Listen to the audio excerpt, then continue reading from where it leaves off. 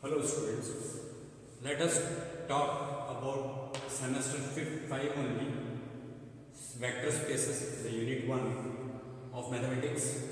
Up to 5th part of this theorem we have done. The 6th one was remaining in my previous lecture. See, it is up to 5th we have done. 6th it is. See what we have to prove. A dot alpha vector is equal to 0 vector. Here A is scalar and alpha is vector.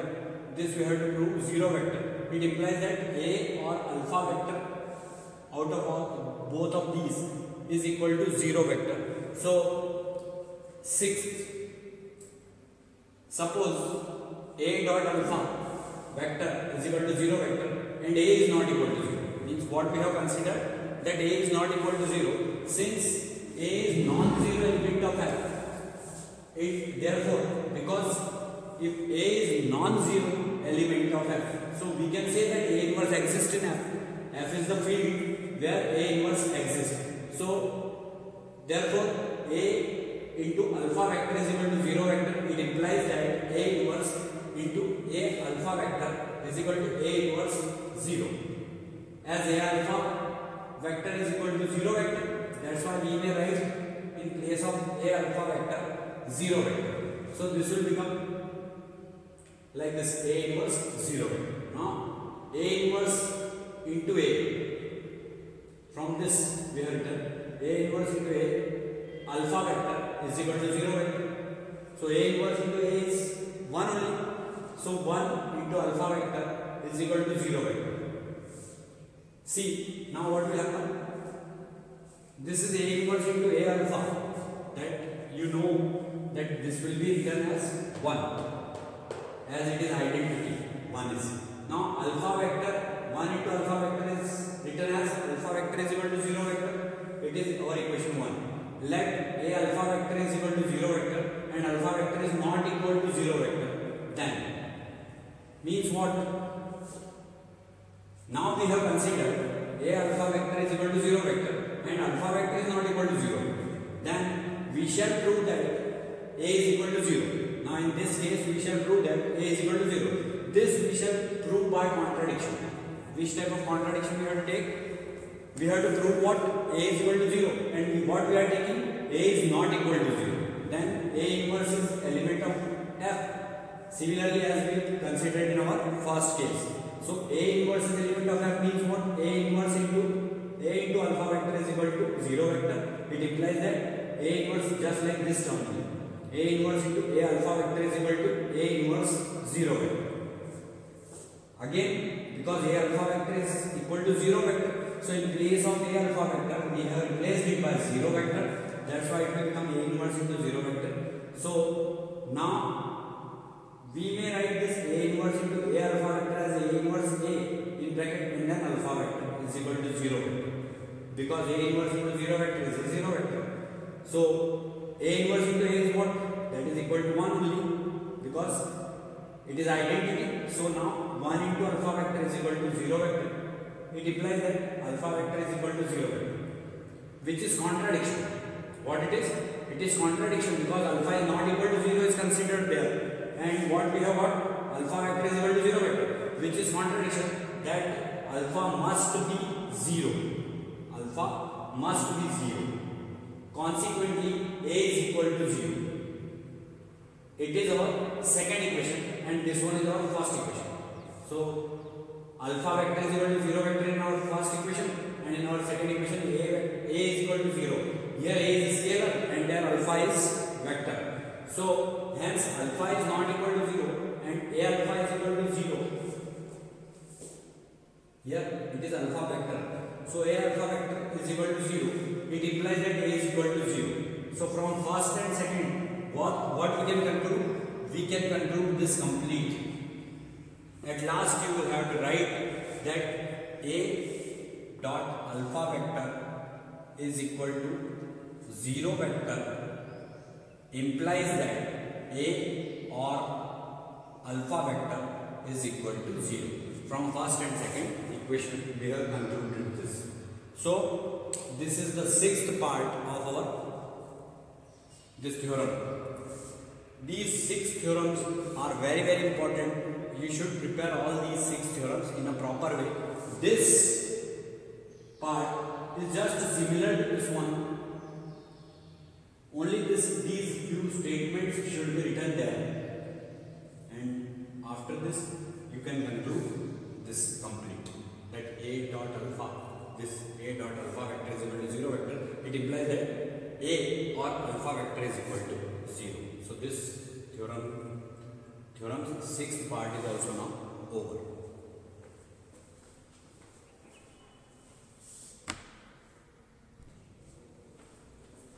Now see another theorem. The necessary and sufficient conditions for a non-empty subset W of a vector space V of F.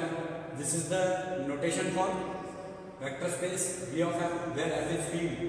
Okay, and V of F is the vector space. To be a subspace of V are, first condition means necessary and sufficient conditions are this. First condition, alpha is element of W and beta is element of W. It implies that alpha minus beta is element of W. Here it is subspace. You remember this. It is subspace. What? W. W is a subspace. Now, in second point, A is element of F means it is scalar. These alpha beta are vectors. Alpha is element of W. It implies that A alpha is element of W. This is for multiplication. This is for addition or subtraction. You can say here it is minus sign, but basically it is addition only. Now, proof. First condition. The conditions are necessary. Because here we have to prove the necessary and sufficient both the conditions. So, the conditions are necessary. Suppose W is a subspace of V of F. It is, this W is subspace of this vector space. This is vector space and this is subspace. So, suppose W is a subspace of V of F, then we are to prove conditions first and second, which are mentioned in our theorem. These first and second conditions. Since W is a subspace, consequently W is an abelian group with respect to addition. See, here it is mentioned with respect to addition. Consequently, W is an abelian group because it is subspace. For space, it is already mentioned in our previous part. I have given one lecture related to that. Here it is subspace, which is consequently W is an abelian group with respect to addition. Thus, beta is element of W. It implies that minus beta is also element of W. This is our first condition. Now, if alpha is element of W and beta is element of W, it implies that alpha is element of W and minus beta is also element of W. Why is it so? From first condition, we may write that minus beta is also element of W. Now, we can add both the vectors alpha plus minus beta is element of W by vector addition in W. Here reasons are very necessary to write. You remember this always. So alpha plus minus beta is element of W. Now this plus and minus sign will be multiplied. So it will be alpha minus beta is element of W, which is our first condition. Now see, for second condition what we have to do. Again, A is element of field. What? A is element of field. Field means what? It is scalar only. So A is scalar, which is element of field, and alpha is vector, which is element of this subspace W. And it implies that A alpha is element of W, since W is closed under scalar multiplication. This is the condition. If we are multiplying this scalar and this vector, then we have to mention this reason, since W is closed under scalar multiplication. So this is the second condition which we have mentioned here. Hence conditions 1 and 2 are necessary, which are proved. Now we have to discuss the conditions are sufficient. So this is the conditions are necessary proved here. Now we have to proceed with our second part of this theorem.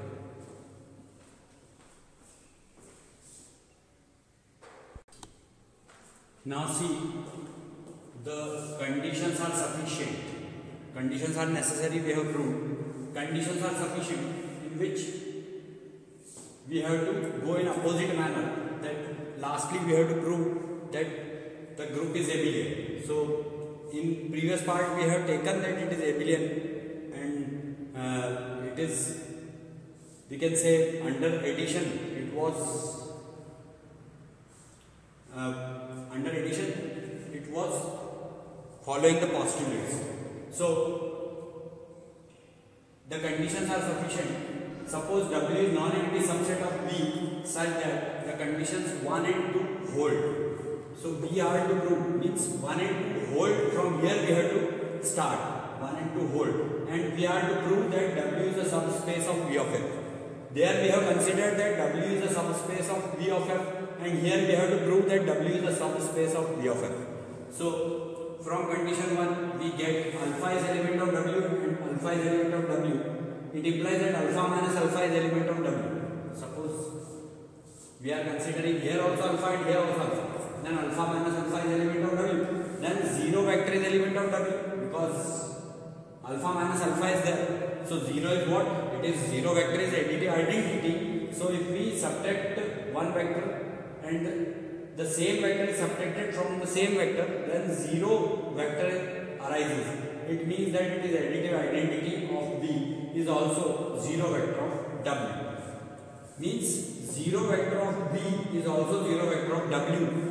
Here it is clear from this part. So now from condition 1 we get 0 vector is element of W and beta is element of W. It implies that 0 minus beta is element of W or minus beta is element of W. 0 minus beta means what? Minus beta is element of W. The additive inverse means what?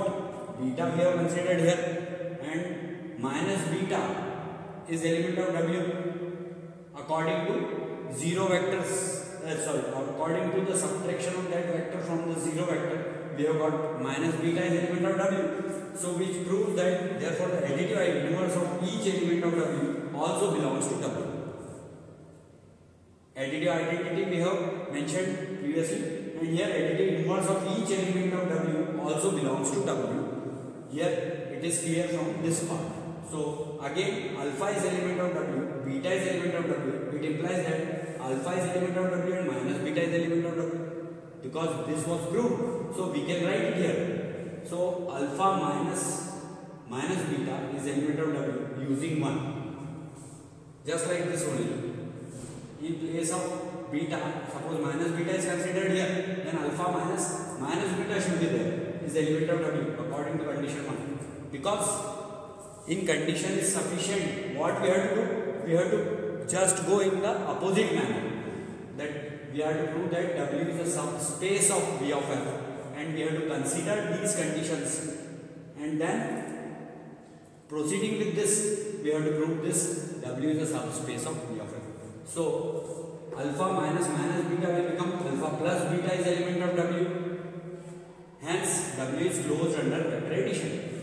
So according to this, under vector addition W is closed. Now since W is proper subset of V, consequently the vector addition is commutative as well as associative in W. Commutative as well as associative means commutative property will hold there and associative property will hold there in W. So therefore W comma plus is an abelian group. That I have told you already, that in previous part we have considered that W comma plus is an abelian group, and then we have proved these two conditions which are necessary.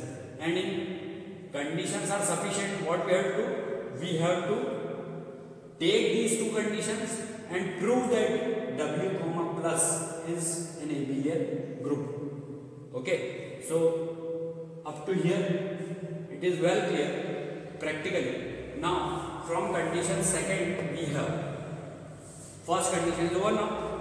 From condition second we have A is element of F and alpha is element of W. It implies that A alpha is element of W. That is W is closed with respect to scalar multiplication. It was under vector addition, and here it is W is closed with respect to scalar multiplication. The remaining postulates of vector space will hold in W as they hold in V, okay, which is contained by W. So hence W itself is vector space. W itself is what? It is vector space. Thus W is subspace of V of F. So it proves that W is subspace of V of F. This only we want to prove in condition is sufficient. So this proves the sufficient condition, and this theorem is now over. And thanks a lot for watching our channel, and please do like it, subscribe it and share it.